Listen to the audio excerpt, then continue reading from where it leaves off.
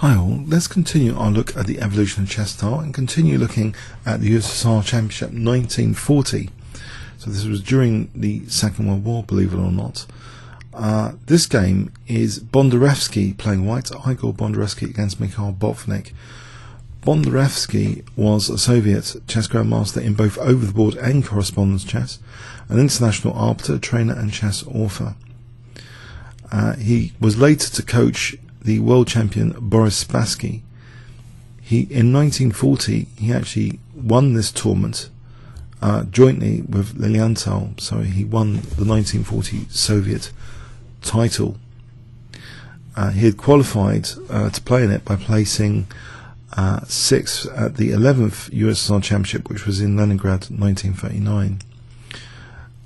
So he got his career peak actually in this tournament, and then he was invited the year after to play in the 1941 Absolute USSR Championship, staged in Leningrad and Moscow. So that competition was between the top 6 finishers of this 12th final, and was to be one of the strongest tournaments ever held up till then, with 6 of the world's top 15 players. Okay, so let's see this game against Botvinnik. d4.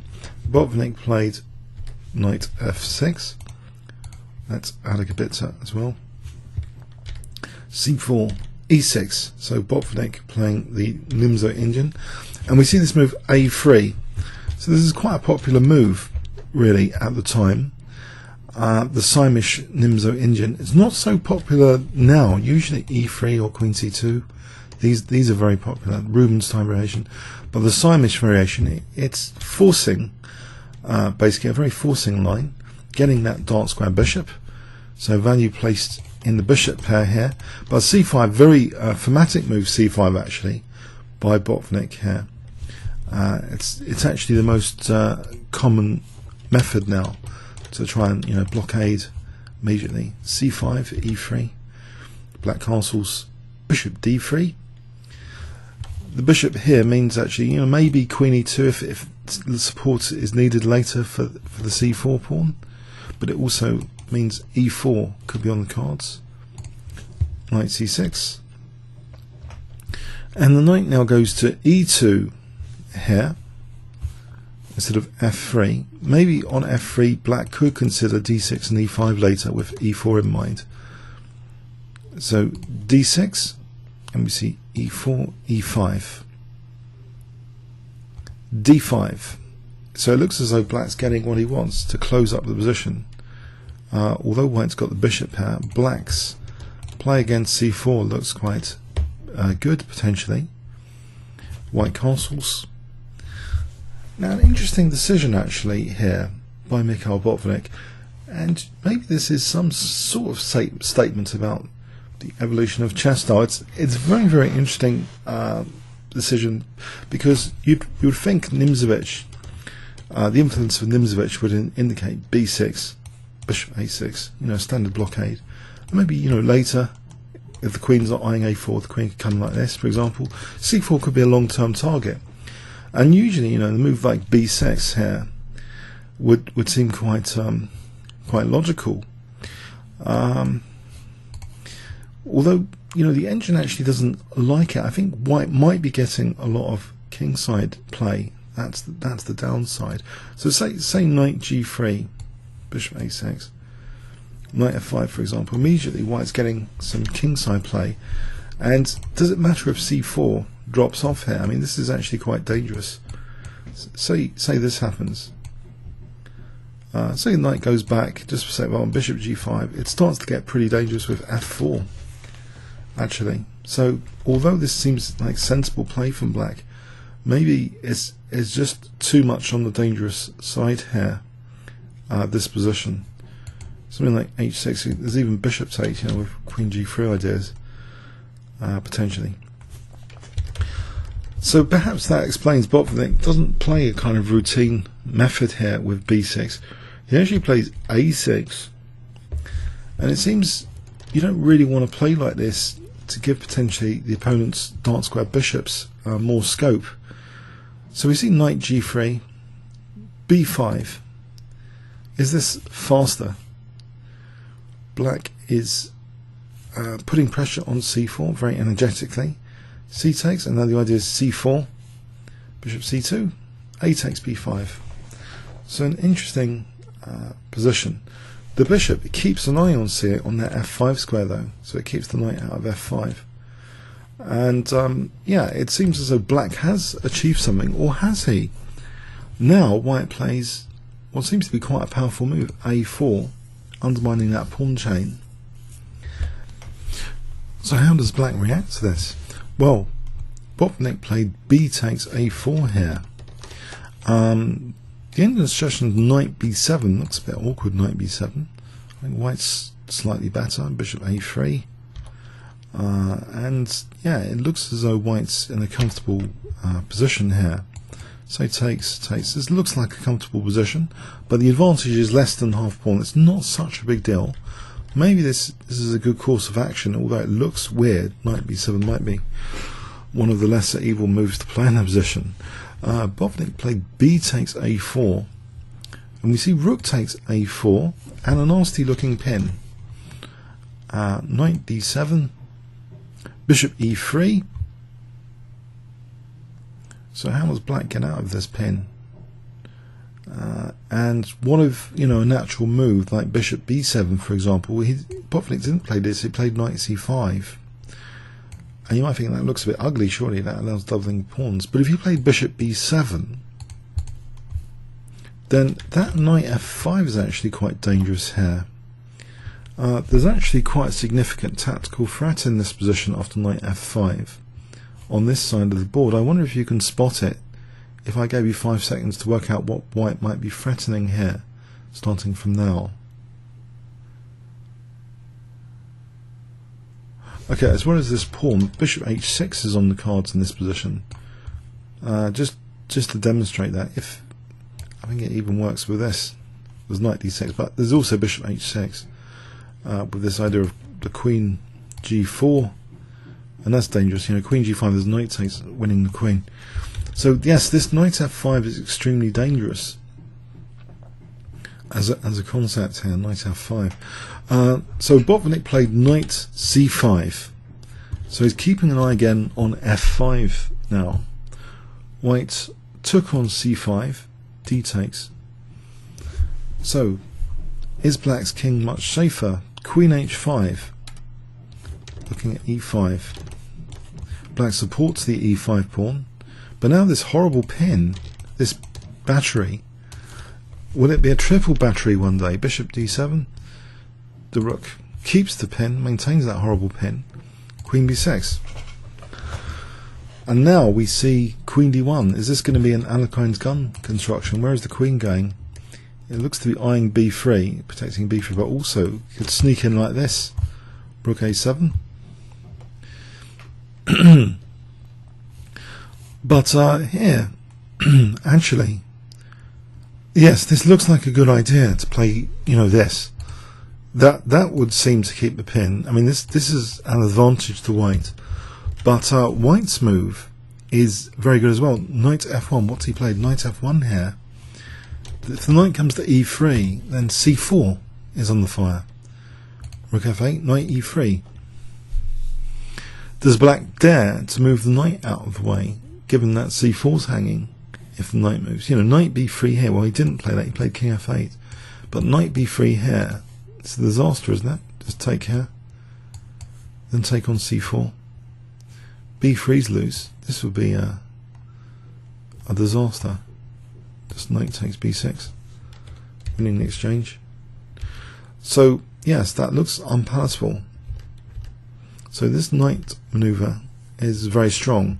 Botvinnik plays king f8. He's in quite a nasty state of affairs with this pin, and if this knight moves, then this knight c4. A horrible state of affairs. And now the Alekhine's gun is constructed. Guess, well, you can guess. Rook 1 to a2, yes, making way for the Alekhine's gun. Poor Botvinnik. He's going to be, there's going to be triple pressure on this really annoying pin, and he can't move the knight because the knight takes c4 here as well. So rook a6 was played. In this position, now. In fact, white played a waiting move, h3, clearing his back row just in case of any counterplay. And black's just waiting around here. Can't really move that knight. Queen d8. Now here, yes, it looks as though this is quite a torturous move just to play Queen a1, but white cashes out a bit here by playing knight takes c4, getting a pawn, bishop b5, and this is still a very strong position for white. So a pawn up now. He takes on a5, rook takes a5, and now we see this Queen a1 here. So white's controlling that a file, a pawn up. Rook takes a3, rook takes a3. So white still controls that a file now, and looks at c5. Botvinnik really hasn't had much counterplay in this game. How does he even defend this c pawn? It's pinned to the king now. He can't move it. He protects it like this. But now there's check. Quite a horrible invasive check. Okay, so in this position, king f7 was played. And now we see the move bishop d1. The bishop has got some possibilities here. For example, this check could be really annoying, potentially just to cause a weakening, and maybe the queen could come to h8. Or even bishop g4 could be useful. Or queen h8, of course, by itself, with a combination of bishop h5 later. So it's a dangerous position for black. I mean, what does black actually do? He played actually king g6. It looks awkward. If he plays like g6, then actually that probably just invites queen h8. That's pretty nasty. So Botvinnik's in a really bad state of affairs here with this queen h8 and bishop h5 being threatened. Stuff like that. He plays king g6. But then we see bishop g4. And there's numerous ideas again. Bishop f5. Again queen h8. Or even queen f8 here is dangerous. Bishop d7.